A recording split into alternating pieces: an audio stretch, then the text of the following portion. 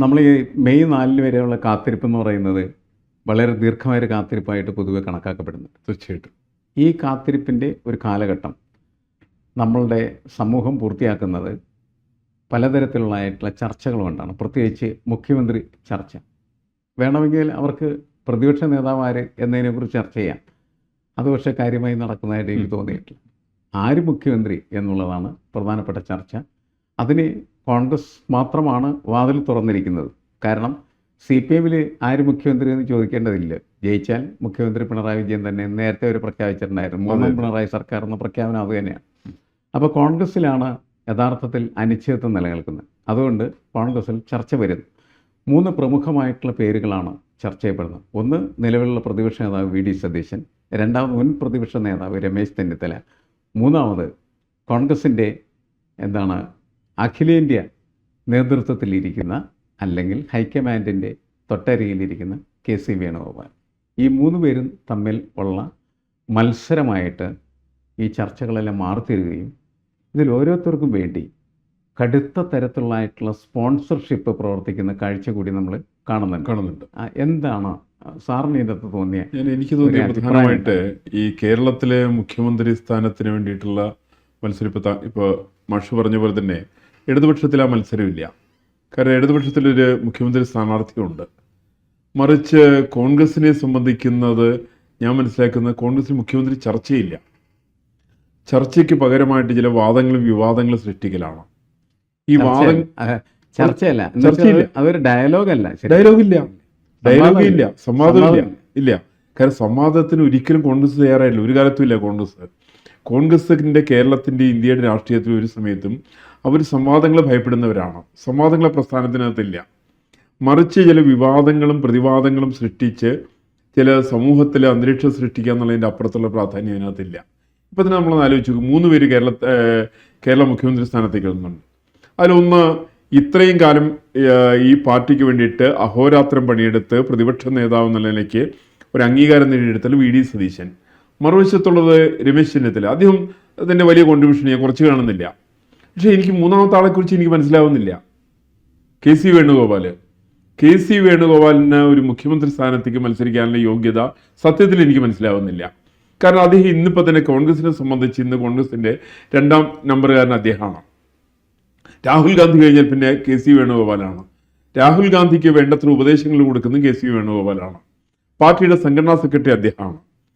അദ്ദേഹം തന്നെയാണ് പാർലമെന്റിലേക്ക് മത്സരിച്ച് ഇവിടെ വന്നിട്ട്, ആലപ്പുഴ വന്നിട്ട്. അപ്പോൾ അത്തരത്തിൽപ്പെട്ട ഒരാൾ എന്തിനാണ് ഈ മുഖ്യമന്ത്രി കസേരയുടെ പിന്നാലെ പോകുന്നത് എന്നൊരു പിടുത്തം എനിക്ക് കിട്ടുന്നില്ല. അങ്ങനെ കിട്ടാതെ വരുന്ന സമയത്താണ് ആലോചിക്കുമ്പോൾ ഇവരുടെ എല്ലാം ട്രാക്ക് റെക്കോർഡ് എനിക്ക് 2 തരത്തിൽ തോന്നുന്നുണ്ട്. ഒന്ന്, കൃത്യമായിട്ട് ലോബിയിങ് ഉണ്ട്. ഈ കേരളത്തിന്റെ മുഖ്യമന്ത്രി സ്ഥാനത്തേക്ക് ആര് വരാൻ തീരുമാനിക്കുന്നത് കണ്ണൂർ ലോബിയാണോ? ഇപ്പൊ കമ്മ്യൂണിസ്റ്റ് പാർട്ടിയിൽ കണ്ണൂർ ലോബി ശക്തമാണ്. സമാനമായിട്ടുള്ള രീതിയിൽ തന്നെയാണ് മറ്റു പാർട്ടികളെ സംബന്ധിച്ചൊക്കെ. ഈ തരത്തിൽപ്പെട്ട ലോബിയിങ്ങിന്റെ ഭാഗമായിട്ട് ഇപ്പൊ സുധാകരനാണ് ഇദ്ദേഹത്തിന്റെ പേര് ആദ്യമായിട്ട് പൊതുസമൂഹത്തോട് വിളിച്ചു പറയുന്നത് മുഖ്യമന്ത്രി എന്നതിന്. അത് സുധാകരൻ സീനിയർ ആളാണ്. അദ്ദേഹത്തെ പോലെയുള്ള സീനിയർ ആൾ ഇത്തരത്തിലൊരാളുടെ പേര് നിർദ്ദേശിക്കുന്നത് ഔചിത്യപൂർണ്ണമാണോ എന്നുള്ള വലിയ തർക്കം എന്നെ സംബന്ധിച്ചുണ്ട്. അപ്പോൾ അതാണ് അതിൻ്റെ ഒരു വശം. രണ്ടാമത്, കോൺഗ്രസ്സുകാർ പൊതുവായിട്ടുള്ളത് ഞാൻ മനസ്സിലാക്കുന്ന പ്രശ്നം, ഇപ്പം നമുക്ക് കമ്മ്യൂണിസ്റ്റ് പാർട്ടിയുടെ അധികാരത്തിലെത്തണം എന്നുള്ള ആഗ്രഹമൊന്നുമില്ല. പക്ഷെ അങ്ങനെയൊക്കെ ആണെങ്കിൽ പോലും പലപ്പോഴും കോൺഗ്രസ്സുകാർ അധികാരത്തിലെത്താൻ ആഗ്രഹിക്കുന്നത് ഒരു നാടിന്റെ വികസനത്തിനാണോ എന്നുള്ള കാര്യത്തിൽ എനിക്ക് വലിയ സംശയമുണ്ട്. അവർക്ക് ഒരു കോമൺ പ്രൊജക്റ്റ് ഇക്കാര്യത്തിൽ ഇല്ല. കാരണം കോൺഗ്രസിന് അജണ്ടയില്ല. ഈ നാടിന് എന്തൊക്കെയാണ് ഡെവലപ്മെന്റ് ആക്ടിവിറ്റീസ് കൊണ്ടുവരിക, അജണ്ടയില്ല. അവരുടെ ഇലക്ഷൻ മാനിഫെസ്റ്റോ നമ്മൾ പരിശോധിച്ച് നോക്ക്. അതിനകത്ത് സൗജന്യത്തിന്റെ കളിയാണ്. ഞങ്ങൾ അധികാരം കിട്ടിയതിന് KSRTC ബസ്സിൽ സൗജന്യ യാത്ര കൊടുക്കും. എവിടെ നിന്ന് ഇവരുടെ കയ്യിൽ പണമുള്ളത്? ഇവരാരെ പണം കൊടുക്കുക? അതുപോലെ തന്നെ 25 ലക്ഷം രൂപയ്ക്കുള്ള ലോൺ കൊടുക്കും, 5 ലക്ഷം രൂപയ്ക്കുള്ള ചികിത്സാ സൗകര്യം കൊടുക്കും. ഇതൊന്നും കൊടുക്കാൻ കേരളത്തിന് ഖജനാവിൽ പണമില്ല. പ്രതിപക്ഷ നേതാവിൻ്റെ തന്നെ ഭാഷയിൽ പറഞ്ഞാൽ പൂച്ച പ്രസവിച്ച് കിടക്കുന്ന ഖജനാവാണ് നിലവിലിരിക്കുന്നത്. അങ്ങനെ പൂച്ച പ്രസവിച്ച് കിടക്കുന്ന 6 ലക്ഷം കോടി രൂപയുടെ കടമുള്ള ഖജനാവിൽ നിന്ന് എങ്ങനെയാണ് സൗജന്യം കൊടുക്കുക? ഈ സൗജന്യം കൊടുക്കാനുള്ള സാമ്പത്തികമായുള്ള വരുമാനം കേരളത്തിനില്ല. കേരളത്തിന്റെ വ്യവസായ രംഗം സാമാന്യം നിശ്ചലമാണ്. വാണിജ്യരംഗമില്ല. കാർഷിക രംഗം നാറാണക്കല്ല് പറിച്ചു കഴിഞ്ഞിരിക്കുന്നു. പിന്നെ എവിടെ നിന്നാണ് കേരളത്തിൽ പണം സമ്പാദിക്കുക? പണം സ്വരൂപിക്കുന്ന കേരളത്തിൽ എവിടെ നിന്നാണെന്നുള്ള വസ്തുത കോൺഗ്രസിന്റെ ഇലക്ഷൻ മാനിഫെസ്റ്റോയ്ക്കകത്ത് കണ്ടില്ല. അങ്ങനെ വരുന്ന സമയത്താണ് എനിക്ക് തോന്നുന്നത് എന്തിനാണ് മുഖ്യമന്ത്രിയാവുന്നത്? ഈ മുഖ്യമന്ത്രിയാവുന്നതിന് പിന്നിൽ വല്ല അജണ്ടയുണ്ടോ? ഈ അജണ്ടയാണ് എന്നെ അലട്ടുന്ന പ്രശ്നം. ഇപ്പൊ നമുക്ക് പിണറായി വിജയനെ സംബന്ധിച്ച് പൊതുവെ കേരളത്തിൽ ചർച്ചയുണ്ട്. അദ്ദേഹം ഒരു അഴിമതിക്കാരനാണ്, അദ്ദേഹത്തിന് അത്യാവശ്യം കഴിവുകളൊക്കെ ഉണ്ടെങ്കിൽ അദ്ദേഹം നല്ല കുഴപ്പക്കാരനാണെന്നുള്ള പേരുണ്ട്. പക്ഷേ കോൺഗ്രസിന് നേതാക്കന്മാരെ സംബന്ധിച്ച് അങ്ങനെയല്ലല്ലോ വരേണ്ടത്. അവർക്ക് ഈ കേരളത്തിന് ഇൻകം ജനറേറ്റ് ചെയ്യാവുന്ന ഒരു സിസ്റ്റം അവർ ഇലക്ഷൻ മാനിഫെസ്റ്റോയിൽ പറഞ്ഞിട്ടില്ല. മാഷും വായിച്ചിട്ടുണ്ടാവും. എനിക്കതിനൊന്നും ബോധ്യമില്ല. എങ്ങനെയാണ് കേരളത്തിൽ സാമ്പത്തികമായിട്ട് വരുമാനം ഉണ്ടാക്കുക? അതിപ്പോൾ കേരളം ആര് ഭരിച്ചാലും എൻ്റെ ഒരു നിഗമനത്തിൽ എങ്ങനെയാണ്, കേരളത്തിൽ ഐദർ കോൺഗ്രസ് അല്ലെങ്കിൽ BJP അല്ലെങ്കിൽ കമ്മ്യൂണിസ്റ്റ് പാർട്ടി ആര് വേണമെങ്കിലും ഭരിച്ചോട്ടെ, ആര് ഭരിച്ചാലും കേരളത്തിന്റെ വരുമാനത്തിന്റെ സ്രോതസ് എന്താണ്? അത് ലോട്ടറിയിലെ പണം കൊണ്ട് മതിയോ? അത് മദ്യം വിറ്റുള്ള പണം കൊണ്ട് മതിയോ? കേരളത്തിന്റെ കാലങ്ങളായിട്ടുള്ള കേരളത്തിന്റെ സാമ്പത്തിക സ്രോതസ്സുകൾ ആദ്യകാലത്ത് തെങ്ങായിരുന്നു. തെങ്ങ് കഴിഞ്ഞിട്ട് നെല്ലുണ്ടായിരുന്നു. ആ നെല്ലിനോടൊപ്പം മത്സ്യം വന്നു. ഈ 3 മേഖലയും കേരളത്തിൽ വളരെ പിന്നാക്കമാണ്. 14 ലക്ഷം ടണ്ണാണ് കേരളത്തിന് വേണ്ടിയിട്ടുള്ള അരി ഉണ്ടായിരുന്ന സമയത്ത് പോലും കേരളത്തിലെ 8 ലക്ഷം പ്രൊഡക്ഷൻ ഉണ്ടായിരുന്നുള്ളൂ. എന്ന് വെച്ചാൽ നേരെ പകുതിയാണ് കേരളത്തിന്റെ പ്രൊഡക്ഷൻ. അല്ല, വീണ്ടും വീണ്ടും കാർഷിക മേഖലയൊക്കെ പിന്നാക്കം പോകുന്ന സാഹചര്യമാണ് നമ്മൾ കാണുന്നത്. നമുക്ക് കൂടുതൽ പ്രതീക്ഷിക്കാവുന്ന ഒന്ന് ടൂറിസം മേഖലയിൽ വളർച്ചയും വികാസം ഉണ്ടാക്കാൻ കഴിഞ്ഞാൽ മെച്ചമായിരിക്കും. മറ്റൊന്ന്, നമുക്ക് IT മേഖലയിൽ പുതിയ പുതിയ മേഖലകൾ കണ്ടെത്തി ആ മേഖലകളിലേക്ക് ആ IT വ്യവസായത്തെ വ്യാപിപ്പിക്കാനായിട്ട് കഴിഞ്ഞിട്ടുണ്ടെങ്കിൽ അതിനാവശ്യമുള്ള റിസോഴ്സ് നമ്മുടെ കയ്യിലുണ്ട്. ഹ്യൂമൻ റിസോഴ്സ് നമുക്ക് വളരെ കൂടുതലാക്കാൻ. അങ്ങനെയുള്ള ചർച്ചകളൊന്നും നമ്മളുടെ തെരഞ്ഞെടുപ്പ് സംബന്ധമായിട്ടുള്ള മാനിഫെസ്റ്റോകളിൽ ഒരു പാർട്ടിയുടെയും കാര്യമായിട്ടില്ല എന്നുള്ളത് നമ്മളെ സങ്കടപ്പെടുത്തേണ്ട ഒരു കാര്യം. വളരെ വസ്തുതയാണ്. അതാണ് ഞാൻ അതിനകത്ത് എനിക്ക് ഏറ്റവും നല്ല ഓർമ്മ വരുന്നത് 1944-45 സമയത്ത് സർ CP രാമസ്വാമിയെ കേരളത്തിന്റെ വ്യവസായ നയവും അതുപോലെ തന്നെ 1937 വിദ്യാഭ്യാസ നയവും പ്രഖ്യാപിച്ചു. ഈ 2 സമയത്തും അദ്ദേഹം പറഞ്ഞത് വ്യവസായങ്ങൾ കേരളത്തിൽ കൂടുതൽ ആരംഭിക്കണമെന്നുണ്ടെങ്കിൽ വിദ്യാഭ്യാസം വേണം. ഇതൊരു നയത്തിന്റെ ഭാഗമാണ്. നിങ്ങളത് ആരവതരിപ്പിച്ചു എന്നുള്ളത് നോക്കേണ്ട ആവശ്യമില്ല. പക്ഷെ സർ CP രാമസ്വാമിയുടെ അദ്ദേഹത്തിന്റെ പുസ്തകം ഇദ്ദേഹം എഴുതിയതാണ്, നമ്മുടെ ശ്രീധരൻ എഴുതിയിട്ടുള്ള പുസ്തകം. അതിനകത്ത് അതിനെക്കുറിച്ച് പറയുന്നുണ്ട്. കാരണം വ്യവസായങ്ങൾ വളരണം, വികസിക്കണമെന്നുണ്ടെങ്കിൽ വിദ്യാഭ്യാസം ആവശ്യമാണ്. വിദ്യാഭ്യാസമുള്ള തൊഴിലാളികളാണ് അവിടെ കൊടുക്കേണ്ടത്. ഒരു സബ്ജക്ട്സിലെ എക്സ്പെർട്സിന് അവിടെ കൊടുക്കാൻ സാധിക്കണം. സമാനമായിട്ടൊരു പുസ്തകം നമ്മുടെ ഇദ്ദേഹം എഴുതിയിട്ടുണ്ട്. VS അച്യുതാനന്ദന്റെ സെക്രട്ടറി ആയിട്ടുള്ള MP സുകുമാരൻ സാറ്, അദ്ദേഹം കേരളത്തിലെ വ്യവസായങ്ങളെ കുറിച്ച് എഴുതിയിട്ടുണ്ട്. അദ്ദേഹം പറയുന്നത് തന്നെയാണ്, വ്യവസായം വേണമെങ്കിൽ വിദ്യാഭ്യാസം വേണം. പക്ഷെ കേരളത്തിൽ നിർഭാഗ്യവശാല് ഈ കടലും കടലാടിയും തമ്മിലുള്ള ബന്ധമാണ്. വ്യവസായവും വിദ്യാഭ്യാസവും തമ്മിൽ തരംതിരിച്ചറിഞ്ഞ് ഒരു പുതിയൊരു നറേഷൻ ക്രിയേറ്റ് ചെയ്യാവുന്ന രീതിയിലുള്ള രാഷ്ട്രീയ രംഗത്തുള്ള ആൾക്ക് അത്തരത്തിലൊരു പാണ്ഡിത്യമോ വിവരമോ അല്ലെങ്കിൽ അനുഭവ സമ്പത്തോ സംബന്ധിച്ച് ഒരു ഫോക്കസ് എന്ന് പറയുന്നത് മാറേണ്ടത് ആവശ്യമാണ്. തീർച്ചയായിട്ടും നമ്മളുടെ ഒരു ഫോക്കസ് എന്ന് പറഞ്ഞാൽ ഇപ്പോൾ വിദ്യാഭ്യാസം എന്ന് പറയുന്നത് നമ്മളുടെ കുട്ടികളെ എങ്ങനെ എക്സ്പോർട്ട് ഐറ്റംസ് ആക്കി മാറ്റാം എന്നതിന് വേണ്ടി ഉപയോഗിക്കപ്പെടുന്നത് മാത്രമാണ്. അത് ഏറ്റവും നല്ല മേഖല എന്ന് പറയുന്നത് നഴ്സിംഗ് വിദ്യാർത്ഥികൾ നഴ്സിംഗ് നന്നായിട്ട് പഠിച്ച് നമ്മുടെ കുട്ടികൾ വിദേശത്തേക്ക് പോവുകയും അവിടെ ജോലി ചെയ്ത് പല കുട്ടികളും വീടുകളിലേക്ക് പണം അയക്കുന്നു. അങ്ങനെ പ്രവാസി പണം എന്ന് പറയുന്നത് നമ്മളുടെ ഒരു സാമ്പത്തിക സ്രോതസ്സായിട്ട് മാറിത്തീരുന്നു.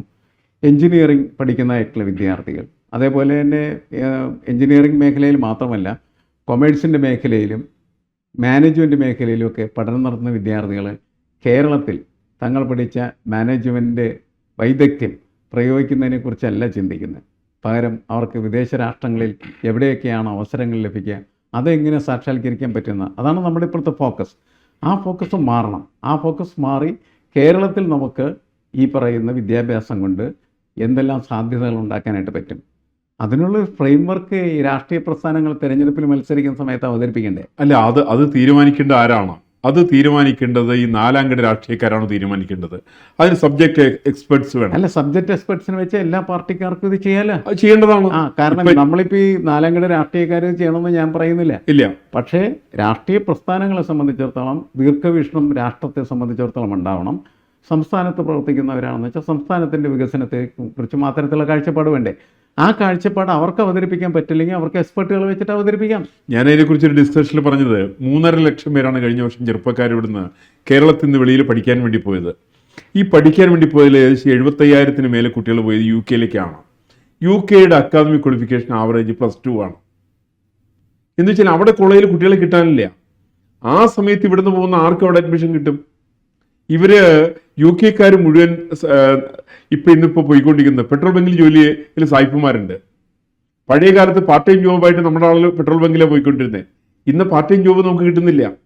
നമ്മൾ ലോൺ എടുത്ത ആളുകൾ അവിടെ പോയിട്ട് പഠനം നടത്തി തിരിച്ച് അതേപോലെ തന്നെ മടങ്ങി വരുന്നൊരവസ്ഥയാണ് ഇപ്പോൾ ഉള്ളത്.